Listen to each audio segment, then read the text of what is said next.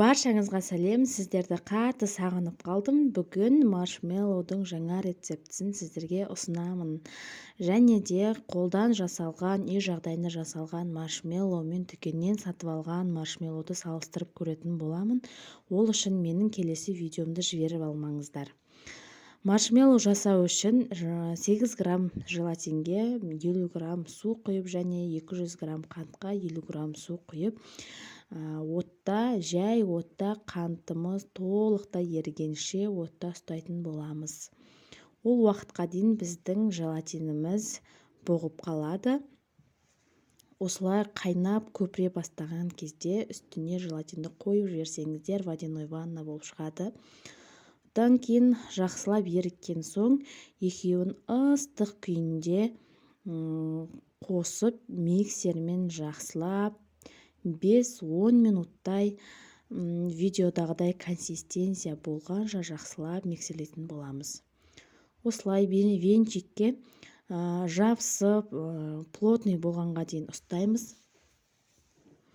Одан соң миксерімізді өшіріп, және де әртүрлі түске боясаңыздар да болады. Мен бұл жолы розовый түске боядым. Осындай керемет масса шығады.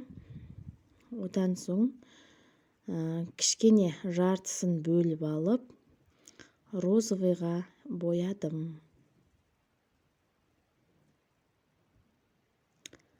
Әртүрлі формада жасасаңыздар да болады. Және де күленкімізді алдын ала дайындап алған дұрыс. Өйткені бұл маршмеллоу өте тез қатуы мүмкін. Мен осылай салафанға салып алдым. Бірінші розовыйды, одан соң ақты, кішкене ақтан алып қалдым. Осындай кондитерский мешокты дайындап алдым. Маршмеллоуды дайындамас бұрын барлығын дайындап алған болатынмын. Одан кейін ыдысымызды күленкіні жабыстырмас бұрын кішкене су тамыз жіберіп, күленкіні жабыстырсаңыздар жабысып қалады. Одан кейін күленкіге май жағатын боламыз. Кейін алынбай қалмас үшін сұйық майды жағып алғандарыңыз дұрыс.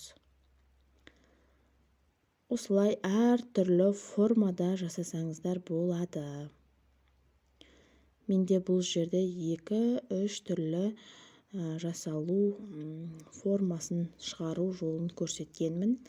Және де сұйық май жағуды ұмытпаңыздар. Біздің маршмеллоумыз жабысып қалуы мүмкін. Осылай ыдысымызға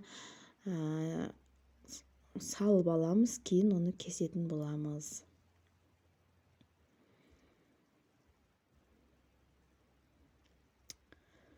Күленкіге май жаққаным кейін түсіп қалыпты енді. Осылай май жағуды ұмытпаңыздар. Одан соң осындай формаларды жасадым. Бір ас қасық сахарный пудра және бір ас қасық крахмалды қосып араластырып, маршмеллоуларымызды осылай аунатып аламыз. Өте жабысқақ болады. Баршаңызға рахмет, сіздермен бірге болған Таң Шолпан.